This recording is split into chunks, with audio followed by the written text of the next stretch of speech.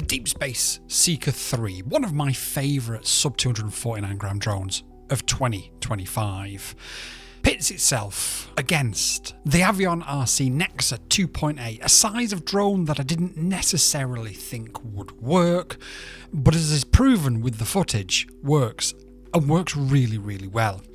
Now, you guys have been asking me for comparison videos, and this is probably one of the most requested comparison videos I've ever had. So, without further ado, let's have a quick look at some of the spec. Now, you'll forgive me for not being on camera. I am sort of quite unwell at the minute, so you're just going to have to listen to my dulcet tones in this video. So let's have a quick look at the Deepspace Seeker 3. It comes in at $179 without the 04 Pro. Now, some of the pros about this drone are it uses an F7 flight controller on a mini stack. So the F7 is obviously the sort of almost top end. You do have the H7s, which are slightly fast, well, quite considerably faster.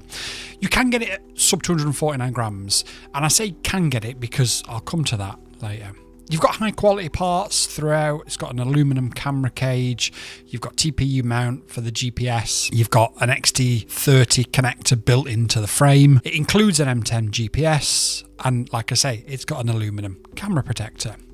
Some of the cons are it's 25 grams heavier than the Avion RC. It uses the discontinued BL Heli 32. The real kicker and the real gotcha with this, however, is the battery life is significantly shorter. It uses 1505 motors, which give you a hell of a lot more pop and a hell of a lot more push, however, at the expense of battery life.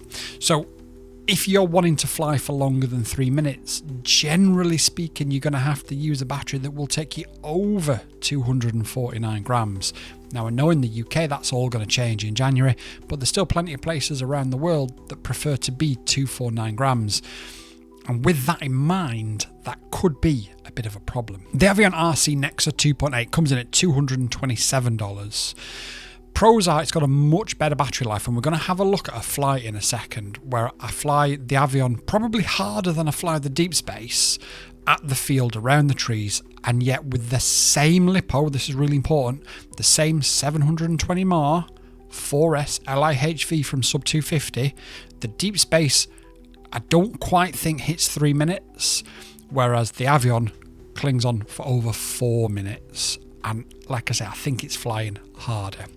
It feels slightly more agile because it's lighter and it's slightly shorter, so it's a bit like driving, I don't know if the Americans will get this reference, but it's a bit like driving a Vauxhall Corsa with a big engine, and then you get into something like a V6. Sure, it feels more powerful, but it feels a bit more lumbersome. And I must stress, we are talking very fine, narrow margins between both of them here.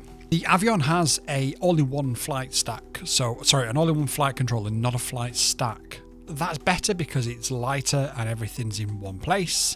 But other people might argue, well, that's worse because if you blow an ESC, you've also blown a flight controller. It's personal preference. I've put that in the pros category because it helps reduce weight and makes it easier to work on. It's 150 grams, which is 25 grams lighter than the Deepspace. Cons are it's more expensive. You've got an F4 flight controller in this as opposed to an F7 flight controller. The camera protection is TPU, not aluminum, and there is no option of a GPS. So that's your headline specs, that's your headline details as to which one of these is better and why, but that only tells us a fraction of the story, doesn't it? Let's cut to some flight footage if we haven't already done that. And as we can see in this, the Avion RC is ridiculously agile. That's not to say the Deepspace isn't, but if we're making a direct comparison and if we're looking for the slight tiny nuance differences and we're looking for those little gotchas, what we can say is that the Avion RC is definitely better at freestyle than the Deepspace Seeker 3. Sorry, the Avion RC 2.8 is better than the Deepspace Seeker 3. Now that's not to say, and please don't get this twisted, because that's not to say that the Deepspace Seeker 3 is not an amazing freestyle drone, because it is. But we're looking at the nuances, we're looking at the facts, and we're looking at the details, and the details are very, very simple. The differences between these two are paper thin, but there are differences. On one of them you have aluminum, on another you have TPU. On one of them you have 25 grams more, one of them you have 25 grams less. One of them you have GPS, one of them you don't. One of them you got 1404 motors, one of them you got 1505 motors. So it's horses for courses, and I have compared them because this video has been so requested, it's been unbelievable. But at the same time, and this is probably my favourite thing to say at the moment, can you really compare them? Because the Deepspace Seeker 3, hopefully, as I've put footage on the screen of, will fly along a windy coastline, will fly along through an ocean breeze, and take it all in its stride without a problem, because it's that little bit heavier, because it's got those little bit extra kick from those slightly bigger props and those slightly bigger motors. Now that's not to say that the Avion RC won't deal with it as well. It absolutely will. But if you was to pick one for the job, I would pick the Avion RC for freestyle. And if I was to pick one on a windy day or a windy location like the coastline, I'd pick the Deepspace Seeker 3. Now, there is again going to be a caveat to that. If you want this to fly for longer, you are going to need something like an 880 mAh GNB 4S LIHV, which will get you 5 or 6 minutes flight time on the Deepspace, but at the expense of no longer being sub 249 grams. In the UK, that's absolutely fine, because we've got a law change in January, and the limit goes from 249 grams to 900 grams. So as of January, it will make no difference. They will be both flown in the same category. But I know in America and in other places and in Europe, 249 is still king. So you've got to bear that in mind. With all that said, let me go on camera for a second. And if my eyes look terrible, I can only apologise. Now, I did just say that I think you can probably get away with an 880 mAh GNB and still be under 249 grams with this drone on my outro. So before we get to the outro, let's find out whether it's true or not.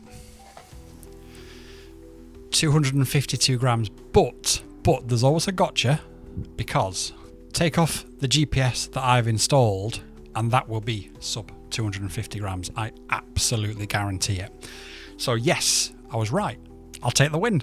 And just out of curiosity, the Seeker 3 with the same LiPo is 277 grams. No way of getting under that 249 grams with that. So if weight matters, and if weight is really important and long flight times, I'm going to guess that with this battery on the Avion RC, you'll probably get about 8 minutes flight time. That's something I need to check, that I've not been able to just yet.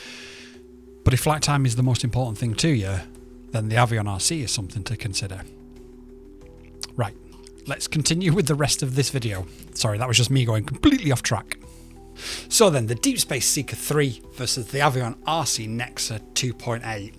And I wanted to come on camera to finish this video off by telling you that it doesn't matter which one of these drones that you decide to buy in the end, because they're both absolutely brilliant.